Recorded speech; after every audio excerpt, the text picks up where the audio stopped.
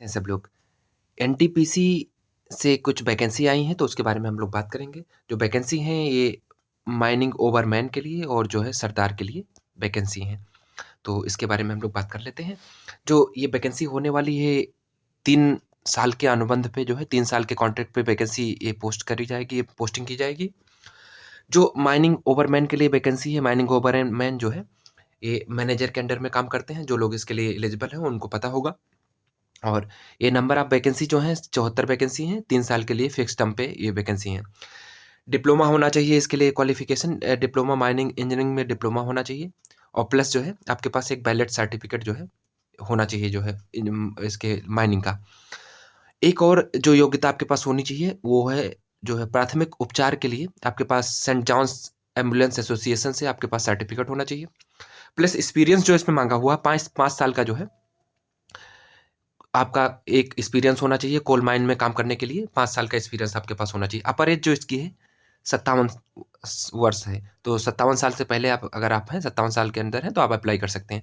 दूसरी जो वैकेंसी है वो माइनिंग सरदार के लिए है। इसमें जो पोस्ट है 103 पोस्ट है और ये भी 3 साल के लिए फिक्स टर्म पे है। इसके लिए जो योग्यता मांगा हुआ है आपके पास जो है 10th की मार्कशीट होनी चाहिए प्लस जो है माइनिंग सरदार का जो है वैलिड सर्टिफिकेट होना चाहिए।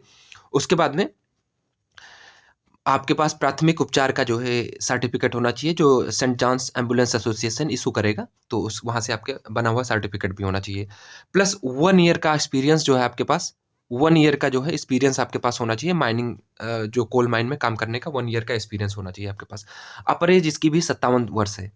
तो ये सारी जो है पोस्ट के बारे में डिटेल होगी। जो आपको इसमें दिया जाएगा, पे किया जाएगा 50,000 पे किया जाएगा मंथली माइनिंग ओवरमैन के लिए, 50,000 मंथली पे किया जाएगा और 40,000 मंथली जो है माइनिंग सरदार के लिए जो है पे किया जाएगा। तो ये 3 साल के लिए जो वैकेंसी है 3 साल के लिए आपकी पोस्टिंग होनी है।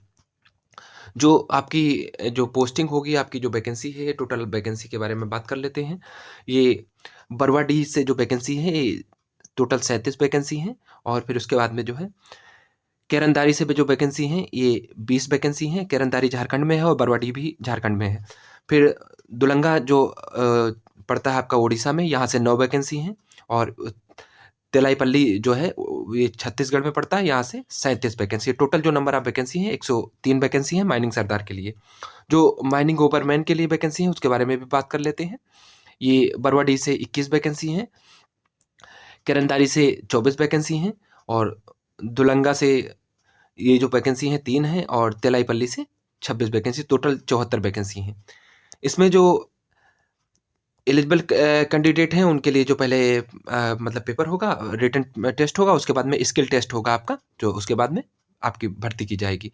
जो पेपर आपका होने वाला है एमसीक्यू यानी मल्टीपल चॉइस क्वेश्चन होने वाले हैं और उसके बाद में जो इसके सेंटर होगा इसका टेस्ट का, अगर कैंडिडेट बहुत ज़्यादा नहीं होते हैं तो यहाँ पे टेस्ट किया जाएगा। रांची, रायपुर और भुवनेश्वर, ये 3 जगह आपका जो है सेंटर बनेगा। अगर नंबर ऑफ कैंडिडेट्स ज़्यादा हो जाते हैं तो आपका जो है सेंटर बढ़ाए जा सकते हैं, घटाए बढ़ाए जा सकते हैं।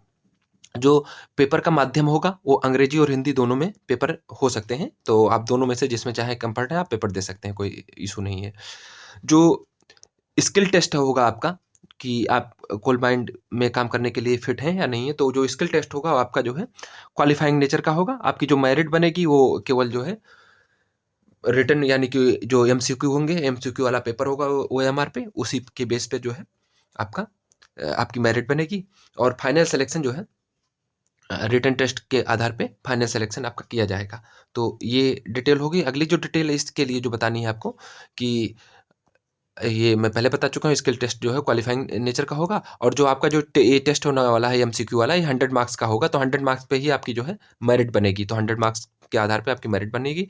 आप लोग जो इसको अप्लाई करेंगे, जो भारतीय नागरिक हैं वही केवल इसके लिए अप्लाई कर सकते हैं। तो आपको करना क्या है कि जो www.career.ntpc.co.in पे जाकर के विजिट करके और करियर वाले ऑप्शन पे जाके क्लिक करेंगे और वहाँ पे आप निर्धारित फी जो है पे करके जनरल ओबीसी जो है 300 रुपये पे करके आप अप्लाई कर सकते हैं। और एससी, एसटी, पीएच और एक सर्विसमैन जो है ये या महिला कैंडिडेट जो है इसके लिए रजिस्ट्रेशन फ़ी उनका नहीं लिया जाएगा, वो एग्जम्प्टेड हैं।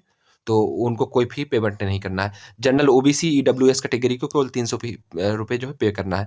जो फीस है ऑनलाइन ऑफलाइन दोनों मोड से आपको पे कर सकते हो, से चाहो आप पे कर सकते हो। अगर ऑनलाइन ऑफलाइन पे करना है तो आपको जो है ये जो अकाउंट नंबर दिया हुआ है इस अकाउंट नंबर पे और इसका जो ब्रांच कोड है इस कोड डाल करके और जो है ऑफलाइन 300 रुपये पे कर सकते हैं।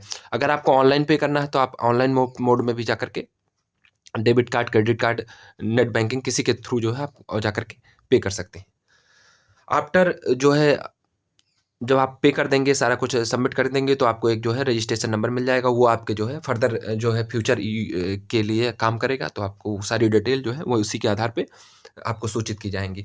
जो फॉर्म भरने की शुरुआती तिथि है 24 तारीख से शुरू हो चुका है और ये इसकी जो लास्ट डेट है 15 मार्च है। 15 मार्च से पहले-पहले आप चाहें तो अप्लाई कर सकते हैं। जो लोग इच्छुक हैं और इसके लिए योग्य हैं वो अप्लाई कर सकते हैं। ये एक छोटी-सी डिटेल थी जो आपको बतानी थी। बाकी अपना ख्याल रखिए। Thanks for watching.